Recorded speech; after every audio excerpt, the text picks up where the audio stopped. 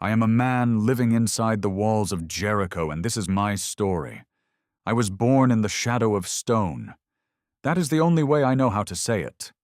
My father was born here, and his father before him, and none of us ever slept a single night without the walls of our city standing guard over us like a god carved from earth itself. 26 feet high in places, wide enough at the top that 2 chariots could pass each other without touching wheels. When I was a boy, my father took my hand and walked me along the base of the outer wall. And I remember tilting my head back so far that my mouth fell open, trying to find where the stone met the sky. I could not see the top from where we stood. I remember thinking, nothing could ever break this. That belief settled into my bones early, and it never left me. Not for 40 years. My house was built into the wall itself, the way many of the poorer homes were, wedged between the outer and inner ramparts, my roof practically touching the walkway where the watchmen paced at night. I could hear their sandals on the stone above me as I fell asleep. I could hear them call out to one another in the dark, "All is well," and something in my chest would loosen every time I heard it. All is well, the walls stand, the gates are barred. Sleep and do not be afraid. I was a trader by day. Oil, wool, sometimes dried fish brought up from the Jordan when the fishermen had a good week.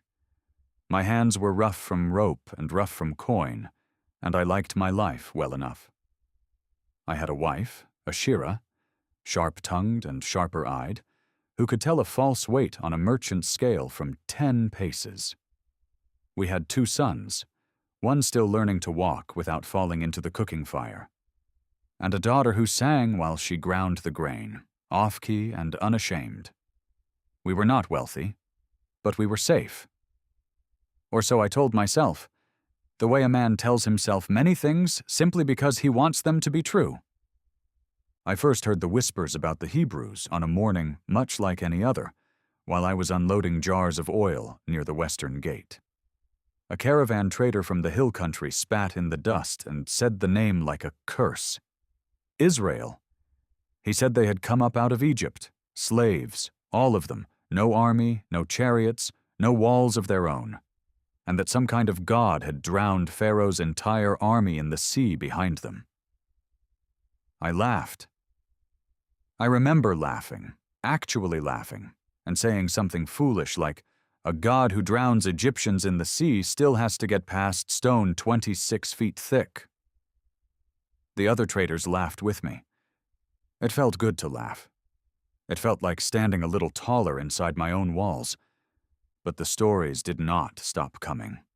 They came with every caravan after that, each one heavier than the last. 40 years they had wandered the wilderness. 40 years, an entire generation dying out there, and a new one rising up, hardened by it.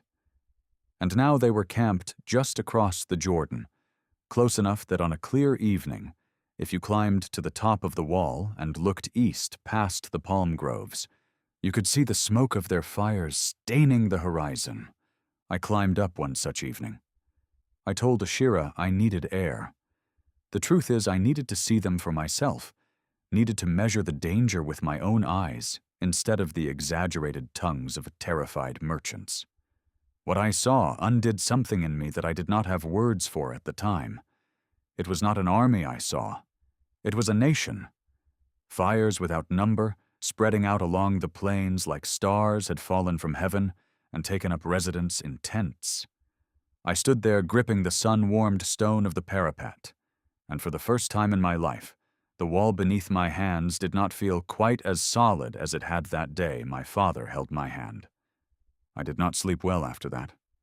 Word came that 2 of their spies had slipped into the city, actually inside our gates, walking our streets, watching our soldiers, weighing our strength. The king sent men to Rahab's house, the harlot who lived in the wall not far from my own home, because someone had seen the spies go in and not come out. I stood in the crowd that gathered near her door, my heart hammering against my ribs, though I told myself it was only curiosity. The soldiers came out empty-handed. Rahab, standing in her doorway with her arms folded and her chin lifted, told them the men had already fled toward the fords of the Jordan before the gate closed at dark. I remember thinking she seemed strangely calm for a woman who had just hidden enemy spies. I did not know then what I would come to understand later, that she was not calm because she was brave.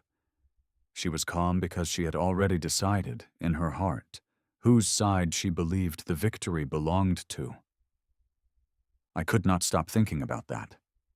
A woman like her, an outsider in every sense a city could make someone an outsider, had looked at the same walls I trusted with my whole life, and had somehow seen straight through them. The days that followed were the strangest of my life. Every gate in Jericho was shut and barred. No one going out, no one coming in, because of the children of Israel, the elders said.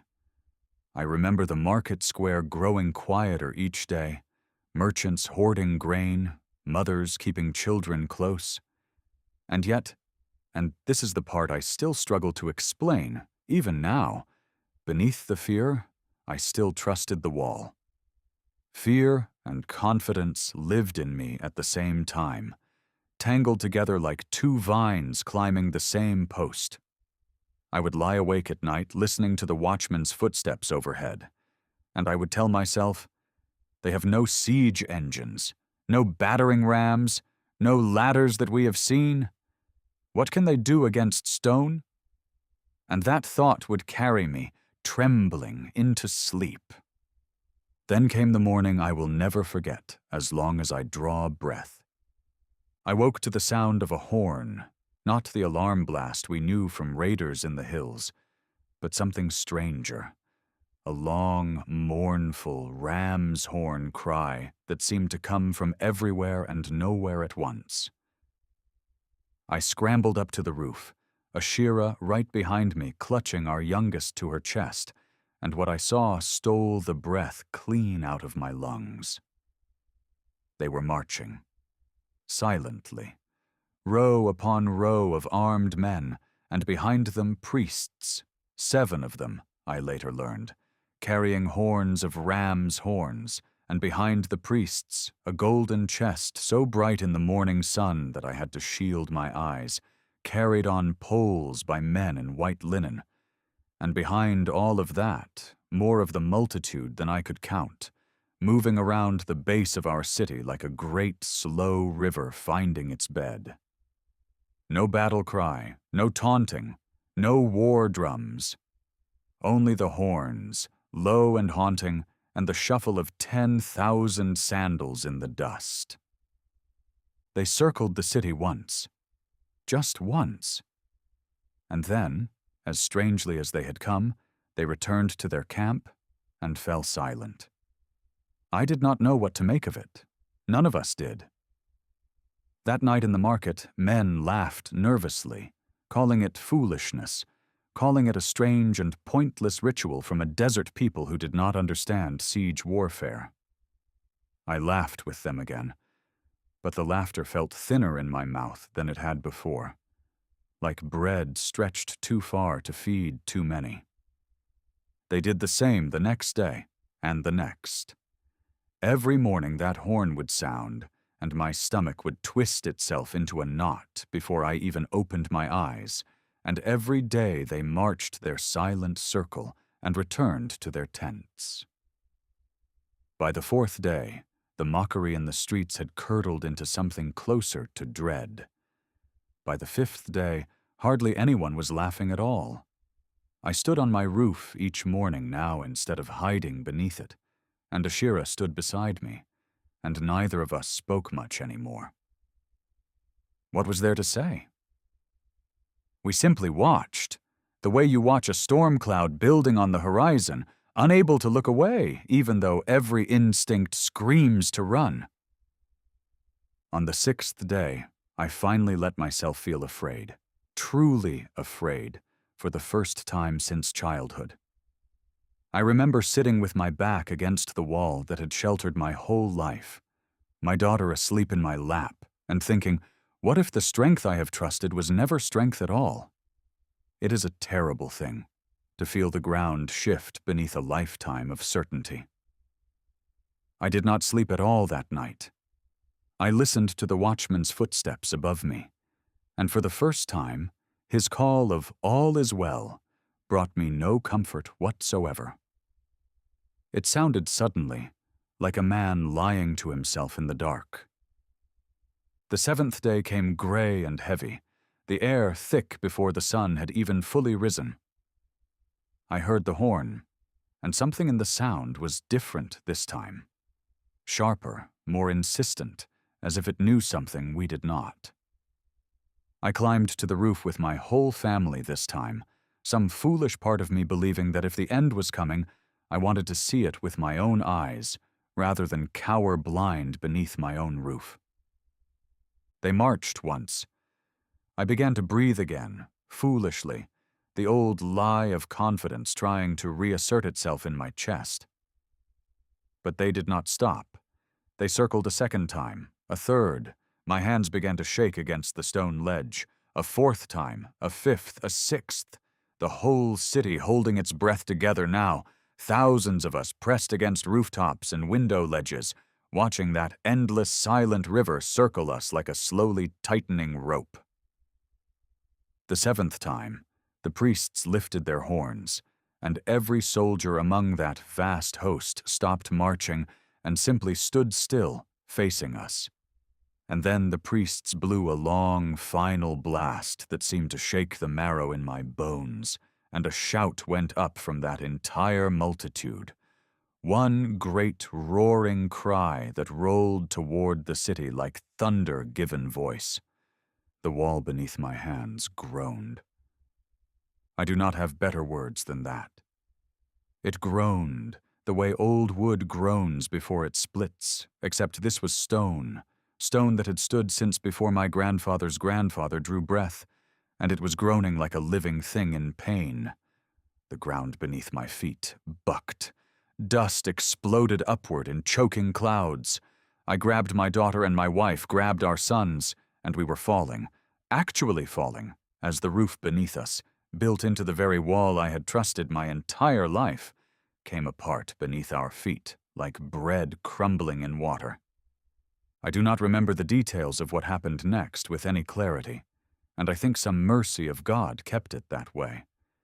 I remember dust and screaming, and a silence afterward more terrible than any sound. I remember the wall, the great impossible wall, lying flat, everywhere, all around the circumference of the city, as if some vast, unseen hand had simply swept it down, like a child sweeping away a line drawn in sand. Only one section stood untouched, a small stretch where a scarlet cord hung from a window. And I understood then, with a clarity that broke something open in my chest, exactly why. They came through the rubble like justice walking on 2 feet, and I will not pretend to you that what followed was anything but what Scripture already tells you it was. I will only tell you this. In the moment before the end came for me, kneeling in the dust of a wall that had failed me utterly, I finally understood the truth I had refused to see for 7 long days. My confidence had never truly been in the wall at all. It had been in the idea that some things are simply too solid to fail, too old to fall, too familiar to ever truly threaten me. I had built my whole life on stone that could not save me, while just across the river, a people I had mocked had placed their confidence in a God who required no stone at all. If I could speak to you now, from wherever this story leaves me, I would tell you this. Examine carefully what you have built your confidence upon. Walls fall. Strength fails. The things that feel most permanent in this life are often the very things God is patient enough to let stand for a season, only so that their falling might finally wake us to where true confidence belongs, not in what our hands have built, but in the one whose word never fails, whose promises do not crumble, and who was faithful long before the first stone of Jericho was ever laid, and long after the last one fell. If you have been blessed by this story, subscribe, like, and share it with a friend.